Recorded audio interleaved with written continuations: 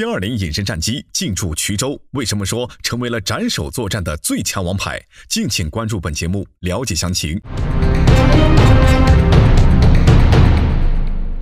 日前，浙江民众拍摄到歼20隐身战机在衢州空军基地降落画面。外界普遍关注到，歼20出动7到8分钟就可以对空中巡航战机进行降落围打击，未注意到该机还可以执行斩首作战。说实话，歼20如果用来打空战的话，不应该出现在衢州机场，看上去似乎是杀鸡用牛刀，因为歼10C、歼16足以在空战时形成不对称优势。那么歼20又为什么出现在这里呢？该机实际上还有一个身份，就是踹门者，也就是可以执行对地攻击作战任务和斩首作战任务，拥有与 F117相似的作战定位。很多人都认为歼20只是一款空优战斗机，事实绝非如此。歼20总师曾说过，该机不但能夺取制空权，还可以承担踹门者的角色。歼20在空战时可以负责打掉对方的预警机，也可以在保持隐形状态时携带10多枚小型对地攻击弹药或2枚500公斤级精确制导炸弹，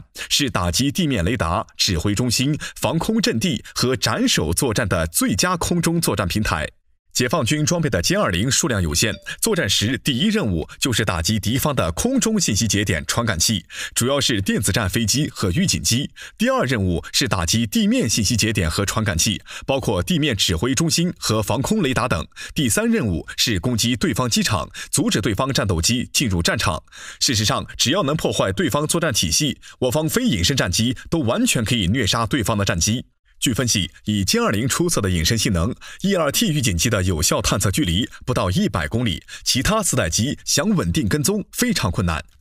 一旦发动打击 ，E2T 会首先成为歼20攻击的目标。失去预警机之后，其他4代机只能依赖地面雷达的引导，而歼20还可以利用突防能力发动对地面目标的打击，可以与地对地导弹、空地导弹和火箭弹配合，摧毁地方的防空雷达网络和指挥系统。歼20还有一大能力是斩首作战，可以发射小型精确制导武器，打击地面行驶的车辆、装备车等移动目标。这种作战模式适用于攻击对方的重要人员目标，形成巨大的威慑力。别看平时有些人打嘴炮功夫一流，一旦战时有人被斩首，带来的冲击是难以想象的。